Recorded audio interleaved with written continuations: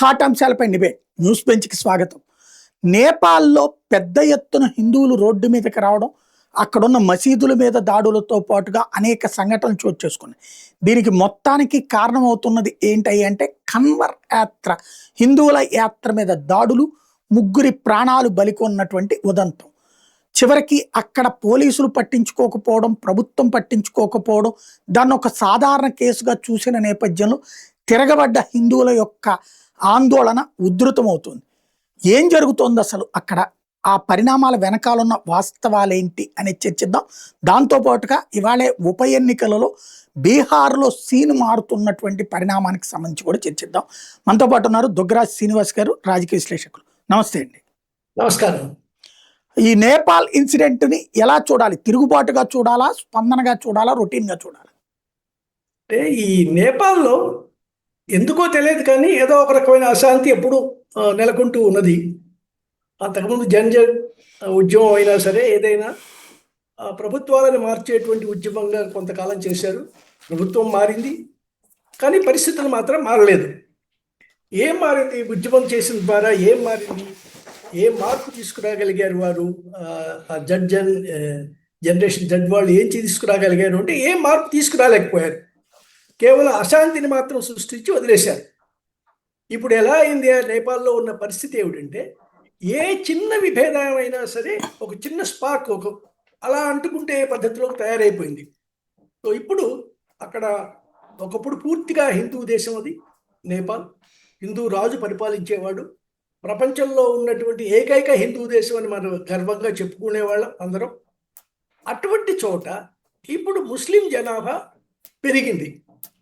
పెరిగిందంటే సంఖ్యాపరంగా పెరిగిందో లేదో కానీ తగాదాలు పెట్టుకోవడానికి మాత్రం సిద్ధంగా ఉన్నటువంటి జనాభా ఉంది అక్కడ.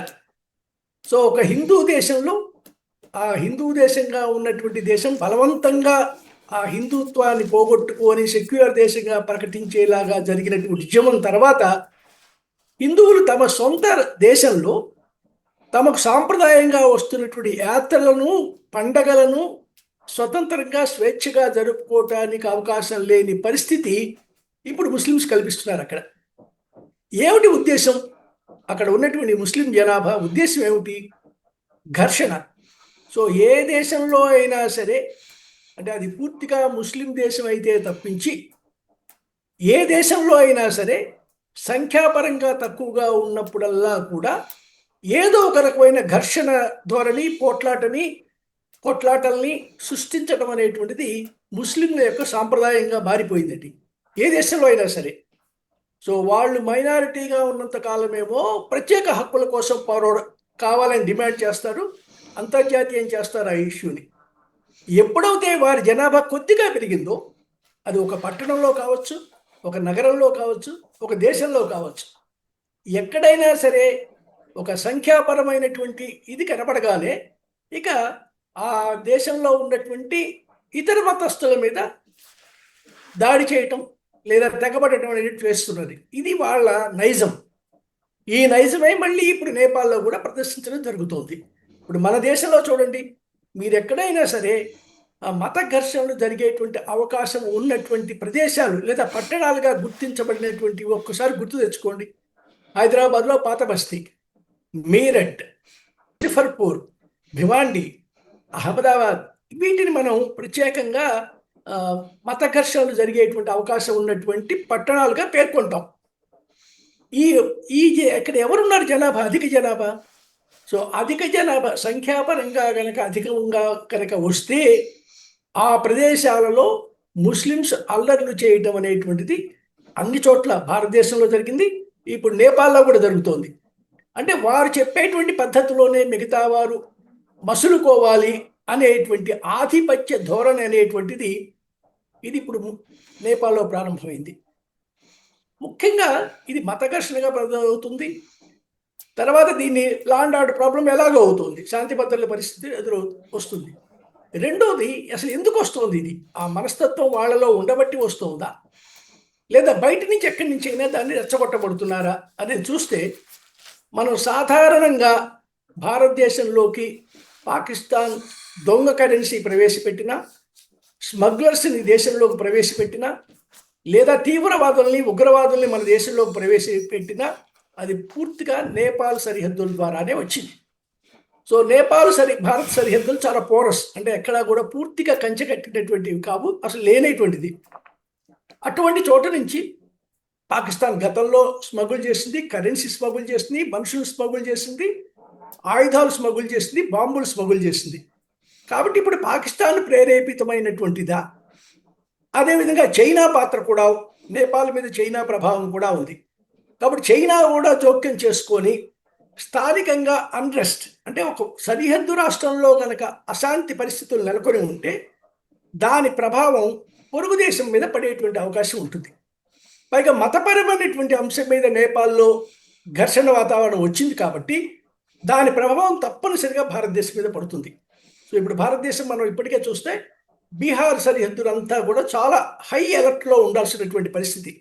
అంటే మన దృష్టి అనేటువంటిది, భారతదేశ ప్రభుత్వం దృష్టి అనేటువంటిది అభివృద్ధి కార్యక్రమాల మీద లేదా ప్రగతి కార్యక్రమాల మీద కాకుండా ఎప్పుడూ ఏదో ఒక ఘర్షణను సృష్టించి దృష్టి అంతా దాని మీద, అంటే ప్రభుత్వం అనేటువంటిది ఆలోచనలన్నీ కూడా మిగతా రంగాల్లో వదులుకొని కేవలం ఈ ఘర్షణలను, ముస్లింస్ని నియంత్రణ చేయడం అనేటువంటి దాని మీదే దృష్టి పెట్టాల్సి వస్తుంది. ఇప్పుడు సరిహద్దులో, బీహార్ సరిహద్దులో నేపాల్లోంచి మనుషులు దానికి రానివ్వకుండా అడ్డుకుంటున్నారు. ఈ అడ్డుకునేటువంటి ప్రయత్నంలో ఏదైనా ఒక చోట పోలీసు కొంచెం ఎక్సెస్గా ప్రవర్తించవచ్చు, లేదా ఎవరికైనా దెబ్బలు తగలవచ్చు. అప్పుడు దీన్ని అంతర్జాతీయ ఇష్యూగా చేసేటువంటి ఆలోచన పాకిస్తాన్కి, చైనాకి, బంగ్లాదేశ్కి కూడా ఉండి ఉంటుంది. సో ఏదో ఒక రకంగా భారతదేశాన్ని ఇరుకున పెట్టడం అనేటువంటి ఉద్దేశంతో ప్రారంభమైనటువంటి చిన్న సైజు అలజడిని చాలా జాతీయ స్థాయికి, అంతర్జాతీయ స్థాయికి తీసుకెళ్లేటువంటి కుట్రలో భాగం. అంటే నిజానికి మొన్న ఈ కాక్రోచ్ జనతా పార్టీ చేసినటువంటి ఉద్యమం లేదా దాని ద్వారా సాగించినటువంటి ప్రచారం దాదాపుగా వెనకపడిపోయింది. సో ఇప్పుడు దాని మీద పెద్ద సీరియస్గా డిస్కషన్లు ఎక్కడ జరగట్లేదు. దానికి జరగాల్సిన మిగతా చట్టపరమైన చర్యలు జరుగుతున్నాయే తప్పించి వారు మరొకసారి ఇలాంటి అలజడి సృష్టించేటువంటి అవకాశాలు లేవు. కాబట్టి ఇప్పుడు ఏమన్నా పొరుగు దేశం వైపు నుంచి ప్రయత్నాలు మొదలుపెట్టారా ఈ ముస్లిం సంఘాల వారు కానీ, లేదా వారికి మద్దతుగా ఉన్న భారత జాతి వ్యతిరేక శక్తులన్నీ కూడా ఈసారి నేపాల్ కేంద్రంగా భారతదేశం మీద దాడి చేయబోతున్నారా అనేటువంటిది మనం ఆలోచించాల్సినటువంటి అవసరం మాత్రం ఉందండి. రైట్. ఈ కన్వర్ యాత్ర అనేటటువంటి దాన్నే టార్గెట్ చేయడం ఎందుకంటారు? అంటే కన్వర్ యాత్ర ఏంటంటే ఒక చోట ఒక గుడిలో జరిగేటువంటిది కాదు కదా. ఒక మోసుకొని వెళ్తూ, కావడి మీద మోసుకొని వెళ్తూ వెళ్ళేటువంటి యాత్ర ఇది. కాబట్టి ఇది చాలా, ఇప్పుడు మనం దీంట్లో చూసాం కదా, మన కశ్మీర్లో జరిగే అమర్నాథ్ యాత్ర ఉంది. అమర్నాథ్ యాత్రలో ఎంత పకడ్బందీగా చేసినా కూడా అనేక కిలోమీటర్ల దూరంలో రక్షణ కల్పించడం అనేటు దాంట్లో ఎక్కడొక్కడ చిన్న లోపాలు జరుగుతాయి. సో ఒక దేవాలయం మీదనో ఒక చోటనో జరుగుతుంటే రక్షణ కల్పించడం అనేది చాలా జాగ్రత్తగా ఉంటుంది.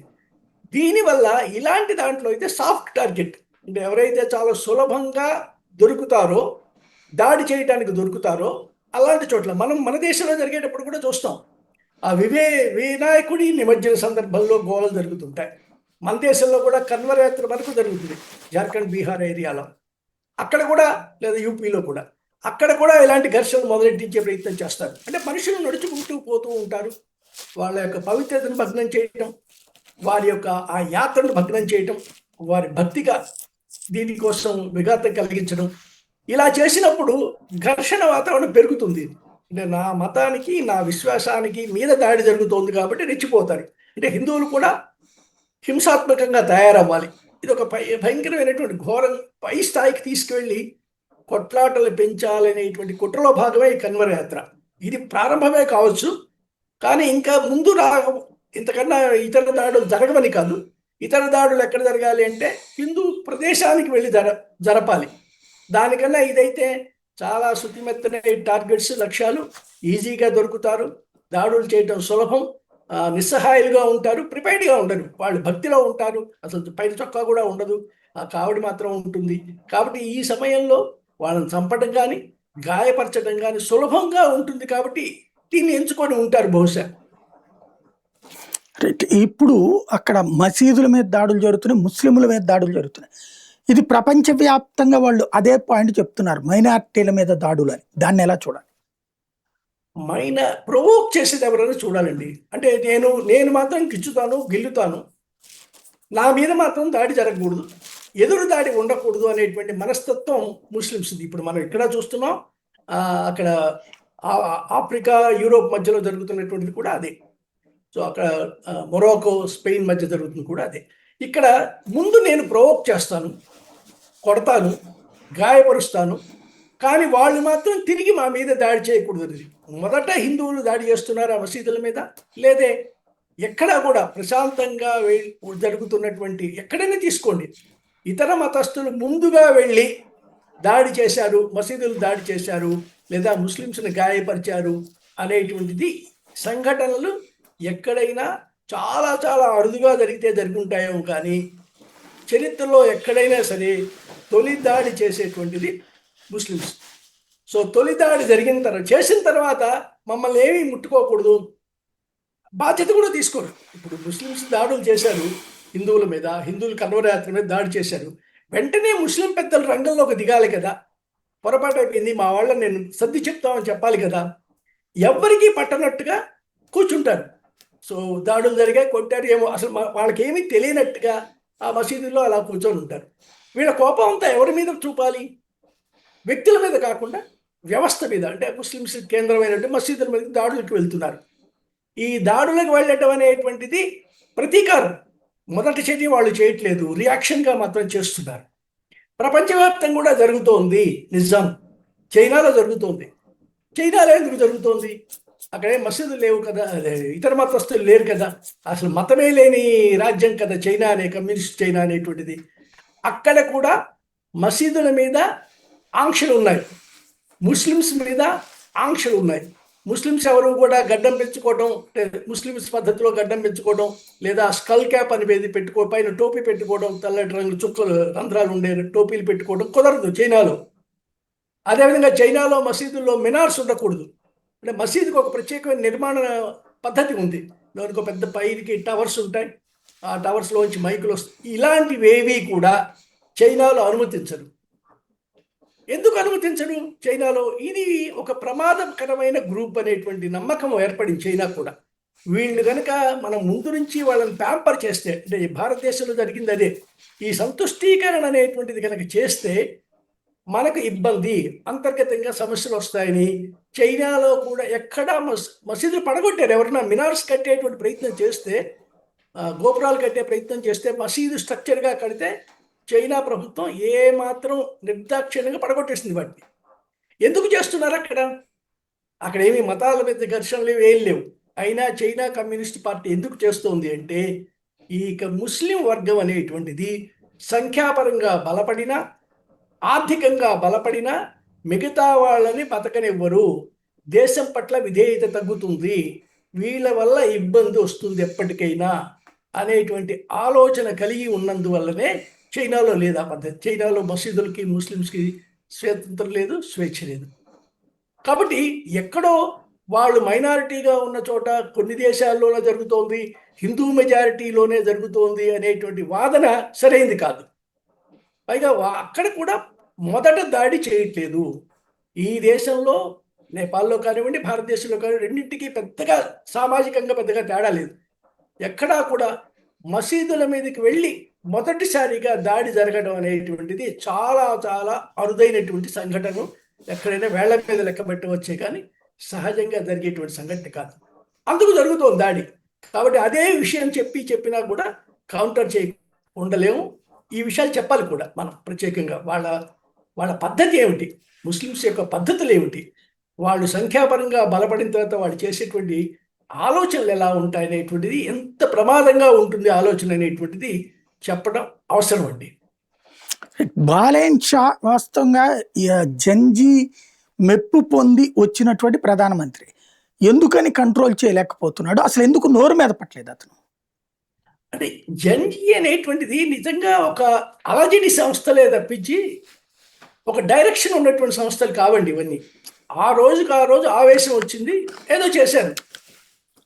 ఆ రోజు తర్వాత అంటే వాళ్ళు చేసిన అలజడి ఏదైతే ఉందో ఒక లక్ష్యం ఏమిటి? ఉన్నవాడిని దించడం అనే లక్ష్యం తప్పించి, ఉన్నవాడిని తప్పించడం అనేటువంటి లక్ష్యమే తప్పించి, ఉన్నవాడిని తీసేసి తాము కోరుకున్న వారిని అక్కడ కూర్చోబెడితే అయిపోయింది వాళ్ళ పని.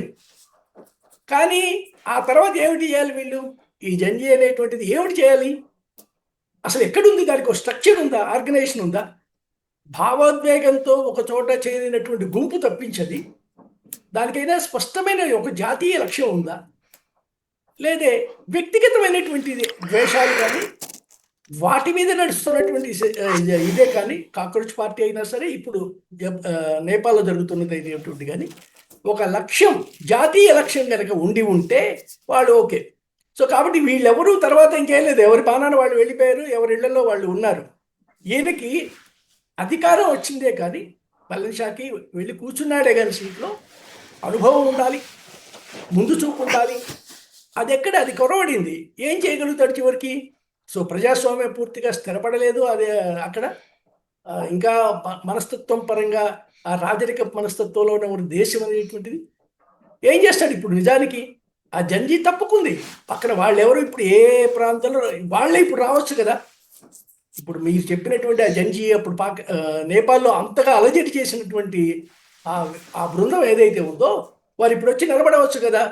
ఇది తప్పు, మీరు కన్వర్ యాత్ర మీద తప్పు, దాడి చేయటం తప్పు అనే మాట ఒక్కరు కూడా మాట్లాడలేదు అక్కడ. ఆ జంజీ నేతలు ఎవరైతే ఉన్నారో, అక్కడ అధికార మార్పిడిలో సక్సెస్ అయ్యారో వారు వచ్చి ఇప్పుడు నిలబడవచ్చు కదా. మీరు ఇష్యూను ఒక ఇష్యూగా చూసేటైతే చెప్పవచ్చు కదా, లేదా వీళ్ళని అణిచేయండి అని చెప్పవచ్చు కదా. ఏది చెప్పట్లేదు. సో పట్టణితనం అనేటువంటిది, వాళ్ళకు కావలసిన లక్ష్యం ఏదైతే ఉందో, వ్యక్తిగతమైనటువంటి ద్వేషం లేదా అధికారంలో ఉన్న ఒక మనిషి మీద ద్వేషంతో చేస్తున్నటువంటిదే కానీ, వాళ్ళ ఉద్యమాలన్నీ కూడా జాతీయ ప్రయోజనాలు ఆలోచించి కానీ, ఒక సైద్ధాంతికమైనటువంటి స్టాండ్ తీసుకొని కానీ చేస్తున్నట్టు. కాబట్టి ఆయన మాత్రం ఏం చేస్తాడు? కేవలం అతి తక్కువగా ఉన్న నేపాల్లో ఉన్న పోలీస్ ఫోర్స్ చాలా తక్కువ అండి, చాలా ప్రశాంతంగా ఉండే దేశం అది. అన్నెసరిగా ఆ చైనాతో కెలుక్కున్నారో, చైనాతో సంబంధాలు, అది మొత్తం మీద ఇప్పుడు ఇలాంటి అలజడి దేశం అయింది. కానీ ఒకప్పుడు నేపాల్ అంటే చాలా ప్రశాంతమైన దేశం, ఎవరి పని వాడు చేసుకునేటువంటి వెళ్ళేటువంటిది. కాబట్టి ఇప్పుడు ఉన్నటువంటి ప్రధాని కానీ ఎవరు ఏమి చేసేటువంటి శక్తిగా వాళ్ళ దగ్గర లేకుండా పోయింది. ఎందుకంటే దానికి తగిన నిర్మాణం దేశంలో జరగలేదండి. ఎలా నిర్వహించాలి దేశాన్ని, ఏం చేయాలి అనేటువంటిది అలజడి మాత్రమే మిగిలింది. డైరెక్షన్ లేదు, ఏం చేద్దాం, తదుపరి అడుగు ఏమిటి అనేటువంటి లేనప్పుడు ఇదిగో ఇలాంటి సమస్యలు పుట్టుకొస్తాయి అక్కడ. రైట్. ఆఫ్రికాలో చిట్ట చివరి దేశం, యూరప్లో తొలి దేశం. ఇందులో నుంచి అందులోకి పరుగులు పెట్టినటువంటి మొరాకో నుంచి స్పెయిన్లోకి ఎంటర్ అయిన వాళ్ళు, వాళ్ళ తాత్కాలిక భావోద్వేగ ఆవేశమా లేకపోతే దీర్ఘకాలిక వ్యూహమా? ఎలా చూడాలి అది? ఇప్పుడు అక్కడ అంటే మొరాకో స్పెయిన్ విషయంలో రెండు రకాలు ఉన్నాయి.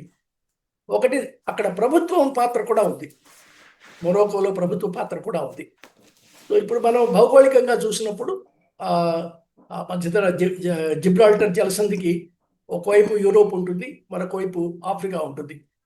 ఈ ఆఫ్రికా ఉత్తర భాగంలో ఉన్నటువంటి కొంత ఆ ఖండంలో ఉన్న ఆఫ్రికా ఖండంలో ఉన్నటువంటి రెండు భాగాలు, రెండు నగరాలు లేదా కొంత భాగం ఇంకా స్పెయిన్ చేతిలో ఉన్నాయి. స్పెయినే దాన్ని పూర్తిగా తమ అధీనంలో ఉంచుకుంది, మాదే ఈ భాగం అని కూడా వాళ్ళు చెప్తున్నారు. దాని కింద మొరాకో ఉంది. సో మొరాకోలో కూడా అది ఇస్లామిక్ దేశం. మొరాకో పక్కన అల్జీరియా ఉంటుంది.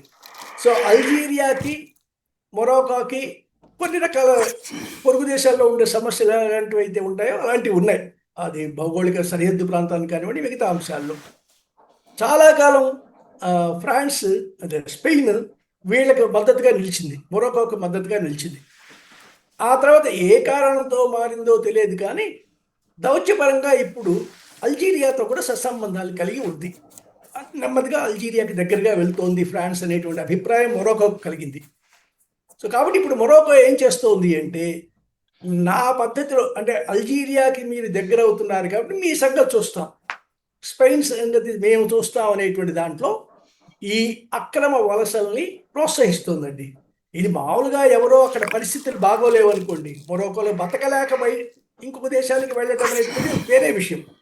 అలా కాకుండా ఇప్పుడు అంతా ఎలా వస్తుందంటే కాందిశీకుల సునామీ వస్తుంది, తుఫాను కూడా కాదు.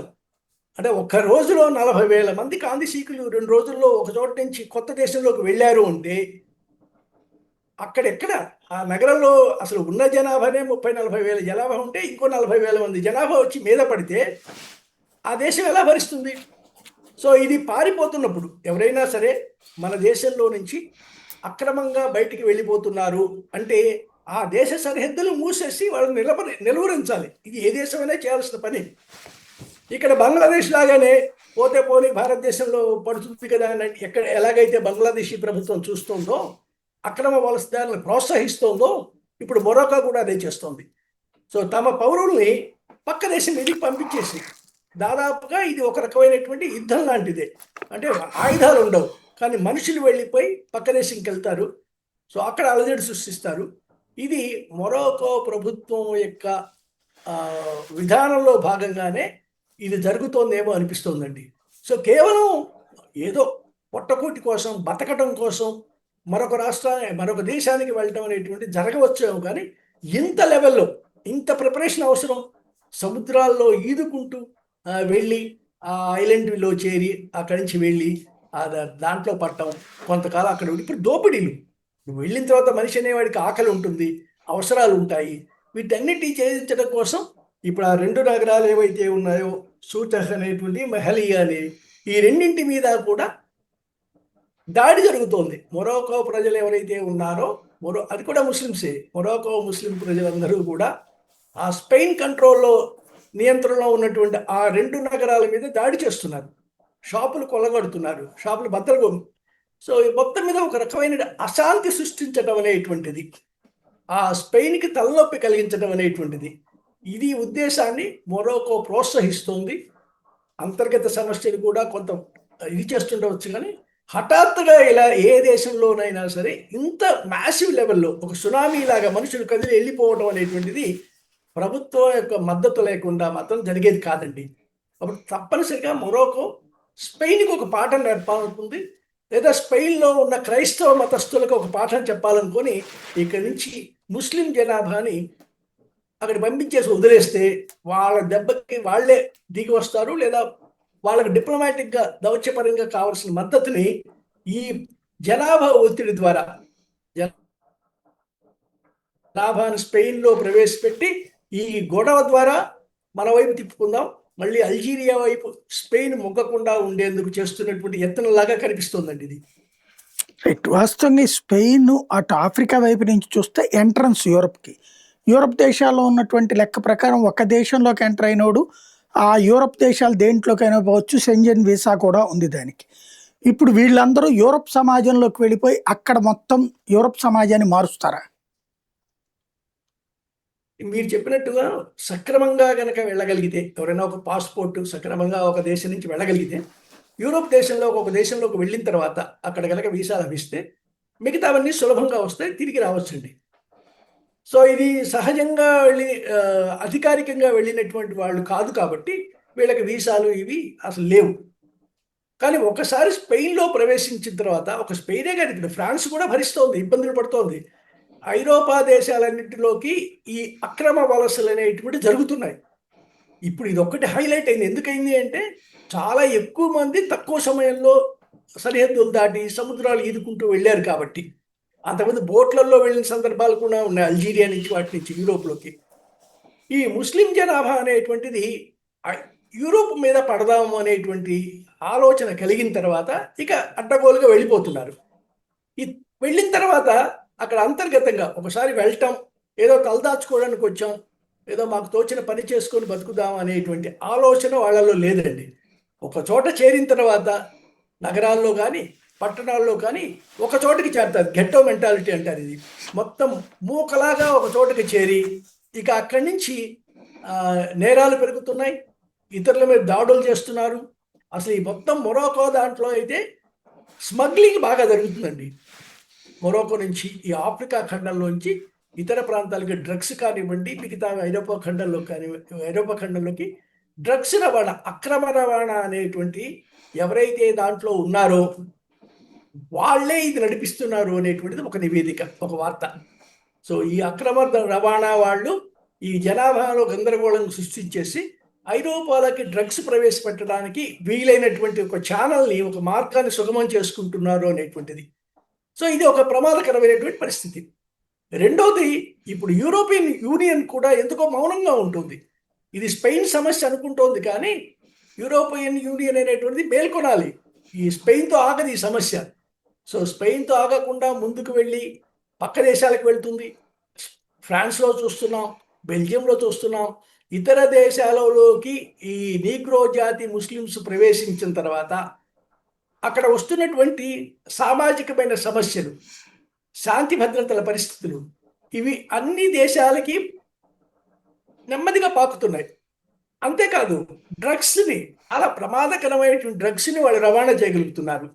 ఈ నల్ల జాతి వారిని ఎవరైనా ఇంటర్నేషనల్ గ్యాంగ్స్ వాడుకుంటున్నాయా, వీళ్ళే సహజంగా డబ్బుల కోసం చేస్తున్నారా, స్పష్టత లేకపోయినప్పటికీ కూడా మొత్తం మీద వీళ్ళకి ఆదాయ వనరుగా స్మగ్లింగ్ జరుగుతుంది, దొంగ రవాణా అనేది జరుగుతుంది, డ్రగ్స్ ట్రాఫికింగ్ అది జరుగుతుంది, హ్యూమన్ ట్రాఫికింగ్ కూడా జరుగుతుందేమో మనకైతే తెలియదు. కానీ ప్రస్తుతానికి ఈ రకమైనటువంటి ఆర్థిక పరమైన దన్ను అంతర్జాతీయంగా అందుతోందా, మొరోకా నుంచి అందుతుందనేటువంటి స్పష్టం. ఇంకా ఏవైనా గ్యాంగ్స్ ఉన్నాయా తెలియదు. సో ఇవి వరుసగా స్ప్రెడ్ అవుతూ వెళ్ళాయి అనుకోండి. స్ప్రెడ్ అవుతూ వెళ్ళిన తర్వాత జరిగేటువంటి ఇదేమిటి అంటే, మనం చూసాం అంతకుముందు ఒకసారి ఫ్రాన్స్లో ఇస్లాం ప్రవక్త మీద, మహమ్మద్ మీద కార్టూన్ వేసినందుకు ఆ పత్రిక కార్యాలయాలకు చొరబడి ఆ కార్టూన్లు వేసిన వాళ్ళని, అక్కడ పనిచేస్తున్న సిబ్బందిని పట్టపగలి కాల్చి చంపేశారు. సో అంటే అసహనం అనేటువంటిది, ఆ హ్యూమర్ అనేటువంటిది లేదు, పూర్తిగా మతమౌఢ్యమే ఉంది. వాళ్ళని కాల్చి, ఇలాంటివి పట్టపగలు నడి రోడ్డు మీద కాల్చి చంపేయటం, వారికి సరైనటువంటి అవకాశాలు లేవు అనేటువంటి నెపంతో మిగతా వాళ్ళు దోచేయటం. సో దారి దోపిడీలు జరుగుతున్నాయి, ఇళ్లల్లో పడి తీసుకుంటున్నారు, షాపులు లూటింగ్ చేస్తున్నారు. ఇది అమెరికాలో కూడా జరుగుతోంది. సో కాబట్టి ఈ రకమైనటువంటి లా అండ్ ఆర్డర్ సిచ్యుయేషన్ని చాలా పతనం చేసేసి ఐరోపాలో క్యాప్చర్ చేయలేమా అనేటువంటిది ఆ ధోరణి వాళ్ళలో ఉందేమో అనిపిస్తుందండి. అంటే ఇస్లాం అనేటువంటిది దృష్టి ఏమిటి, మొత్తం ఎటైనా సరే వెళ్ళిపోయి పట్టుకో, అధికారం తీసుకో అనేటువంటి దీంట్లోనే కదా. చాలా కాలం క్రితమే ఒక పుస్తకం వచ్చింది, క్లాష్ ఆఫ్ సివిలైజేషన్స్ అనేటువంటిది. అది ఊహించింది రాబోతోంది, ముందు రోజుల్లో వస్తుంది. అంటే పాత రోజుల్లో ముస్లిమ్స్కి క్రిస్టియన్స్కి జరిగిన యుద్ధాలు క్రూసేడ్స్ అన్నాం. సో క్రూసేడ్స్ అయిపోయిన తర్వాత అవి సర్దుమణిగా ఎవరి పనిలో ఉన్నారు. ఇప్పుడు రాబోయేది ఇస్లామిక్ సివిలైజేషన్కి, మిగతా దేశానికి క్రైస్తవ సివిలైజేషన్కి, ఈ రెండింటి మధ్య ఘర్షణ వాతావరణం వస్తుంది అనేటువంటిది ఒక రకమైన ఊహాజనితమైనటువంటి లేదా ఆధారంతో ఉన్నటువంటి వర్ణన జరిగింది పుస్తకంలో. సో అదే ఇప్పుడు నిజం చేయబోతున్నారా? ముస్లిమ్స్ అనేవారు వెళ్ళిపోయి అక్కడ చేరి ఘర్షణ తీసుకొచ్చేసి ఇస్లాం వర్సెస్ క్రిస్టియానిటీ అనే దాని మీద ఒక రకమైన యుద్ధం సృష్టించే ప్రయత్నం జరుగుతోందా? ఎవరు ఫండింగ్ ఇస్తున్నారు? ఇప్పుడు బతకాలి కదా వీళ్ళంతా వెళ్ళిన తర్వాత, ఎక్కడి నుంచి వస్తున్నాయి, ఎవరు వీళ్ళని ప్రోత్సహిస్తున్నారు? చిన్న పిల్లల్ని వేసుకొని ఎందుకు వస్తున్నారు? ఫ్యామిలీస్ బతుకుతామో లేదో తెలియదు, సముద్రం మధ్యలో చచ్చిపోతారేమో తెలియదు, చాలామంది చచ్చిపోయారు కూడా ఇప్పుడు కాంతిసీకులు. అయినా సరే ఎందుకు చేస్తున్నారు ఈ సాహసం? అంటే మొరోకోలో అసలు బతకలేని పరిస్థితులు ఉన్నాయంటే అలాంటి రిపోర్ట్స్ ఏం రావట్లే. కాబట్టి వాళ్ళ ఉన్నటువంటి దేశంలో వాళ్ళకి ప్రతికూల పరిస్థితులు ఏర్పడ్డాయి అనుకోండి, వాళ్ళు ఏం చేయాలి? ఎవరైనా సరే ఆ దేశం మీద తిరుగుబాటు చేయాలి, ఆ దేశంలో ఉన్న పాలకుల మీద తిరుగుబాటు చేయాలి, ఆ దేశంలో ఉన్న ప్రభుత్వం మీద తిరుగుబాటు చేయాలి. కానీ ఈ మొరోకో వారు కానీ, బంగ్లాదేశ్లో వాళ్ళు కానీ, లేదా బర్మాలో ఉన్నటువంటి బర్మా నుంచి బయటకు వచ్చేసినటువంటి ముస్లిం వర్గాలు కొన్ని ఉన్నాయి కదా, వాళ్ళు కానీ ఎవరు కూడా స్థానికంగా తిరుగుబాటు చేయరు, స్థానికంగా ఆ ప్రభుత్వాల మీద తిరుగుబాటు చేయరు. అక్కడి నుంచి తప్పించుకొని వెళ్ళిపోయి రోహింగ్యా ముస్లిమ్స్ ఉన్నారనుకోండి, రోహింగ్యా ముస్లిమ్స్ అక్కడేమీ పోరాటం చేయరు, పక్క దేశాలకు వెళ్తారు. అది కూడా ఏ దేశాలకు వెళ్తారు? మరో ముస్లిం దేశాల్లోకి వెళ్ళవచ్చు కదా. ఈ మొరోకో నుంచి బయటకు వచ్చేవాడు ఎవరైనా సరే సౌదీ అరేబియాలోకి వెళ్ళండి, ఇరాన్లోకి వెళ్ళండి, ఇరాక్ వెళ్ళండి, ఇవన్నీ ఇస్లామిక్ దేశాలే కదా. మిమ్మల్ని స్వాగతించాలి కదా ఆ దేశాలన్నీ కూడా. మనం ఇస్లామిక్ బ్రదర్హుడ్ అనే దాని మీద వాళ్ళు స్వాగతించాలి కదా. వాళ్ళు ఎందుకు మిమ్మల్ని స్వాగతించరు? వాళ్ళు ఆ దేశంలోకి మీరు అసలు ఎందుకు ప్రవేశించరు? ఎందుకని లిబరల్గా ఉండేటువంటి దేశాల్లోకి ప్రవేశించి ఆ లిబరల్గా ఉండేటువంటి వాళ్ళనే నష్టపరచాలని మీరు ఎందుకు చూస్తున్నారు? ఇది మతపరమైనటువంటి బేసిక్గా ఉన్నటువంటి ప్రాబ్లమా వాళ్ళల్లో? వాళ్ళ ఆలోచన ధోరణిలో వాళ్ళకి మతం బోధించిన దాంట్లో సమస్య ఉందని అనిపిస్తోంది. ప్రభుత్వాలు కూడా సమస్యని మరో దేశం మీదకి నెట్టేస్తే మనం హాయిగా ఉంటాం కదా అని ఇస్లామిక్ కంట్రీస్ కనుక అనుకుంటూ ఉంటే ఇది చాలా ప్రమాదకరమైనటువంటి పరిస్థితిని సృష్టించబోతోందండి ఐరోపా ఖండంలో. జర్మనీ దాకా వెళ్ళారు, చాలా దేశాల్లో విస్తరించారు, ఇంకా సంఖ్యాపరంగా పెరగలేదు కానీ విస్తరించారు బాగానే. రైట్. మరొక కీలకమైనటువంటి అంశం, భారతీయ జనతా పార్టీ జాతీయ అధ్యక్షుడిగా నితిన్ నబీన్ ఎన్నికయ్యాక ఆయన అంతకుముందు అసెంబ్లీ ఎన్నికల్లో బీహార్లో గెలిచి దాదాపుగా 30 సంవత్సరాల నుంచి బంకీపూర్ ఉప ఎన్నికల్లో గెలుస్తూ వచ్చింది బీజేపీ. అందులో గత కొన్ని 2-3 టర్ముల నుంచి గెలుస్తున్నటువంటి చోటన ఇప్పుడు ప్రశాంత్ కిషోర్ విజయం సాధించడాన్ని ఎలా చూడాలి బైపోల్లో? రిజల్ట్ వచ్చేసిందండి. వచ్చేసిందండి. సో ఇది ఊహించినటువంటిది కాదు, కానీ వాళ్ళకి దాదాపుగా కుటుంబం కంట్రోల్లో ఉన్నటువంటి నియోజకవర్గం అనేటువంటి దాన్ని, సో అతను ప్రశాంత్ కిషోర్ చాలా టాక్టిఫుల్గా కొత్త నియోజకవర్గం పరిస్థితులు అనుకూలంగా ఉన్నటువంటి సమయంలో వచ్చాడు. ప్రశాంత్ కిషోర్ ఒక హెచ్చరిక అండి ఇది బీజేపీకి కూడా. అంటే మనం ఎంత సంస్థాగతంగా ఉన్నప్పటికీ కూడా కొన్ని సందర్భాలలో అప్పటికి ఉన్నటువంటి పరిస్థితుల ప్రభావంలో మనుషులు ఉంటారు అనే దానికి, ఇప్పుడు కొన్న జరిగినటువంటి జంజీ యొక్క ప్రభావం, ఆ భావజాల ప్రభావం కొత్త గొప్ప అన్ని చోట్లకి వెళ్ళింది అది. సో సరే ఈ ఒక్కసారికి కొత్త వ్యక్తిని చూద్దాము అనేటువంటి ఆలోచన కనుక చేసి ప్రజలు కనుక చేసి ఉంటే ఇది బీజేపీకి ఒక రకమైన హెచ్చరిక. ఇది అంటే వ్యతిరేకత అనేటువంటిది జాగ్రత్తగా చూసుకోకపోతే, మనం జాగ్రత్తగా ఉండకపోతే ఇబ్బంది అనేటువంటిది. సో ఒక్కడిగా ఉండి ప్రశాంత్ కిషోర్ వచ్చి చేసేది అసెంబ్లీలో ఏమి ఉండకపోవచ్చు, కానీ ఒక రకమైనటువంటి ఇబ్బంది, చూసారా మిమ్మల్ని మేము ఓడించగలం అనేటువంటి భావం ప్రజల్లోకి తీసుకెళ్ళటానికి ప్రతిపక్షాలకి ఒక ధైర్యం ఇచ్చినట్టు అవుతుంది. సో బీజేపీ ఎక్కడ లోపం అనేటువంటిది, ఎక్కడ పోయాము, ఎందుకు పోయాము, ఎలా గెలిచాడు ప్రశాంత్ కిషోర్ అనేటువంటిది సంస్థాగతంగా ఆలోచించుకోకపోతే దీని ప్రభావం తర్వాత ఉండేటువంటి నెక్స్ట్ ఎలాగూ ఉండే యుద్ధం అంతా కూడా యూపీలో జరగబోతోంది. ఇది యూపీ యుద్ధానికి ఎటువంటి ఊతం ఇస్తుంది ఈ ప్రశాంత్ కిషోర్ గెలుపు అనేటువంటిది బీజేపీ ఒక్కసారి మేల్కొని ఇది చేయాల్సినటువంటి పరిస్థితి అండి. వాస్తవంగా గతంలో లాలూ ప్రసాద్ సుదీర్ఘకాలం పరిపాలించాడు, వాళ్ళు ఆవిడ్ని పెట్టి పోటీ అక్కడే కంటిన్యూ చేశాడు. తర్వాత నితీష్ కుమార్ వచ్చాక ఎన్డీఏ కూటమిగా కాసేపు, ఐఎన్డీఏ కూటమిగా కాసేపు సుదీర్ఘకాలం పాటు 20 సంవత్సరాలు పరిపాలించాడు. ఆయన్ని పక్కన పెట్టి ఇప్పుడు తీసుకురావడం ఏమన్నా ప్రాబ్లం అయింది అనుకోవచ్చా? కొత్త నాయకుడు ఇప్పుడుకోప్పుడు మార్పు కావాల్సిందే కదా. ఇప్పుడు ఈ మార్పు మధ్యప్రదేశ్లో తెచ్చారు, ఛత్తీస్గఢ్లో తెచ్చారు, రాజస్థాన్లో తెచ్చారు. ఎప్పటికైనా సరే నాయకత్వ మార్పు అవసరమే. ఇప్పుడు బీజేపీకి అప్పుడు నితీష్ కుమార్ని అంతకాలం చూసిన తర్వాత అప్పటి వరకు ఉన్నటువంటి ఆ సుశీల్ మోడీ తర్వాత ఉన్నటువంటి మనిషి ఎవరైతే ఉన్నారో, నితీష్ కుమార్ తర్వాత కొంచెం పాపులర్గా ఉన్నటువంటి బీజేపీ నేత ఎవరైతే ఉన్నారో, డిప్యూటీ చీఫ్ మినిస్టర్గా ఉన్నతను, ఆయన మరణించారు అకాలంగా క్యాన్సర్ వ్యాధితో. కాబట్టి ఒక కొత్త నాయకుడు అవసరం. పైగా ఈ కొత్త నాయకుడిని కూడా అంటే ఇతర పార్టీల్లోంచి తీసుకొచ్చిన వాళ్ళని నాయకులుగా నిలబెడుతున్నారు అనేటువంటి ఆరోపణ మాత్రం బీజేపీ మీద ఉందండి. ఇప్పుడు ఈయన కూడా ఆర్జేడీ నుంచి వచ్చినట్టున్నారు. ఇప్పుడు ఉన్నటువంటి చీఫ్ మినిస్టర్ అయినటువంటి వ్యక్తి కూడా సంగ్రామ్ చౌదరి, అతను సమ్రాట్ చౌదరి. సో సమ్రాట్ చౌదరి కూడా ఇంతకుముందు ఆర్జేడీలో ఉండి వచ్చి ఇలా అయ్యాడు అనేటువంటిది ఇది కూడా కావచ్చేమో. ప్రతివాడికి కూడా రాజకీయాల్లో ఓకే మనం గుణపాఠం చెప్దాం, నేను ఉన్నానని నిరూపిద్దాం అనేటువంటి ఆలోచన కూడా ఉండవచ్చు. సో ఈ సమ్రాట్ చౌదరిని కూడా ఇతర పార్టీల నుంచి తీసుకొచ్చారు, నాయకుడిని చేశారు, ముఖ్యమంత్రిని కూడా చేశారు. మరి మొదటి నుంచి పార్టీలో ఉన్నాం మేము అనేటువంటి అభిప్రాయం కొంతమందిలో ఉండే అవకాశం తప్పకుండా ఉంటుంది. సో అది కూడా ఒక ఫ్యాక్టరే తప్పనిసరిగా. సో ఇక బీహార్లో అయితే కుల సమీకరణలు ఎలాగో ఉంటాయి, అవన్నీ ఛేదించి కూడా గెలవటువంటిది పీకే చేసినటువంటి ఇదే గొప్ప విజయం కింద లెక్కండి. వాస్తవంగా ఈసారి మధ్యప్రదేశ్, గుజరాత్ ఒక్కొక్క సీటు ఇదొకటి. మధ్యప్రదేశ్లో కూడా బీజేపీ గవర్నమెంట్ ఉంది, శివరాజ్ సింగ్ చౌహాన్ని పక్కన పెట్టి మరి యాదవ్ని తీసుకొచ్చి పెట్టారు. ఇప్పుడు అక్కడ కూడా ఎదురు దెబ్బ అన్నటువంటిది. అంటే బీజేపీ 3 చోట్లలో చూస్తే గుజరాత్ ఒకటి, అది సక్సెస్ అయితే మధ్యప్రదేశ్లో కాంగ్రెస్ పార్టీ సక్సెస్, ఇక్కడ జనస్వరాజ్ పార్టీ. ఓవరాల్గా బీజేపీ ఇది లోకల్గా ఒక్కొక్క సీటు కాబట్టి చూడాలా, లేకపోతే వీటిని తీవ్రంగా పరిగణించాలా? ఇప్పుడు 15 సంవత్సరాల తర్వాత ఓటర్కి ఫెటీకి రావడం చాలా సహజం అండి. ఇంక చాలు, మనం 15 సంవత్సరాలు చూసాము, మరొక రోజును చూద్దాం అనేటువంటి ఆలోచన ఓటర్లో రావడం అనేది సహజం. సో అదే సమయంలో అలాగని 15 సంవత్సరాల తర్వాత కూడా గెలవటం చూస్తున్నాం కదా. గుజరాత్లో వరుసగా గెలుచుకుంటూ వస్తున్నారు, అనేక సంవత్సరాలు, 25 సంవత్సరాల నుంచి గెలుస్తున్నారు.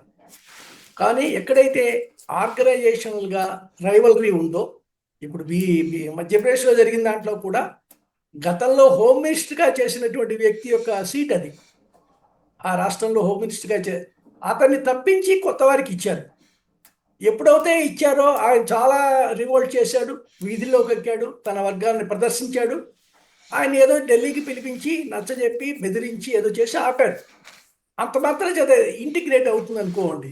ఇప్పుడు అంతకాలం ఆయన అక్కడి నుంచి గెలిచిన తర్వాత, ఒక స్థాయి మంత్రి కూడా చేసిన తర్వాత, తన పట్టు పోగొట్టుకోవటానికి ఏ నాయకుడు ఆయన కూడా ఇష్టపడి ఉండడు. సో అంతర్గతంగా ఉన్నటువంటి ఈసారి వేసేయండి, మనల్ని కాదని ఇంకొకళ్ళకి ఇస్తారనేటువంటిది స్పష్టంగా తెలిసిపోతుంది. అది ఉత్తరప్రదేశ్ది. అక్కడ కూడా బీహార్లో జరిగినటువంటి దాంట్లో కూడా అసలు అక్కడ సక్రమంగా లేదు పరిస్థితి అనేటువంటిది ముందే కనిపించినట్టుంది. అంటే అభ్యర్థులు మార్చడం, అంటే మొదట ఒక అభ్యర్థిని అనుకోవటం, బీహార్లో మళ్ళీ ఇంకో అభ్యర్థిని తీసుకురావటం, ఈ మార్పులు కూడా వాళ్ళకే అనుమానంగా ఉన్నటువంటి పరిస్థితి. రెండోది, ఎలాగైనా బీజేపీకి బుద్ధి చెప్పాలనేటువంటిది ఎన్నికల్లో అనేటువంటిది మిగతా పార్టీలన్నీ కలిసి ఎలాగూ పోటీ చేస్తున్నాయి బీజేపీకి వ్యతిరేకంగా. బీజేపీలోంచి కూడా ఒక వర్గం, ఎవరైతే అసంతృప్తి వర్గం ఉందో వారు కూడా చేయగలిగినట్టుగా కనిపిస్తుంది. ఇలాంటి దిద్దుబాట్లు చేసుకోగలరు కానీ తర్వాత. కానీ ఇప్పుడు వచ్చిన సందేశం ఏమిటి, ప్రజల్లోకి వెళ్తున్న సందేశం ఏమిటి? బీజేపీ బలహీనపడింది అనేటువంటి అభిప్రాయం ప్రజల్లోకి వెళ్ళింది కదా. అదేవిధంగా తన సొంత సీట్లు తను గెలుచుకోలేకపోతోంది. దీన్ని మా ఉద్యమం వల్లే ఈ బై ఎలక్షన్స్లో ఓడిపోయారు అనేటువంటి మాట మిగతా వాళ్ళు, అంటే ఈ కాక్రోచ్ జనతా పార్టీ అనేటువంటి ప్రచారం చేసుకోగలదు.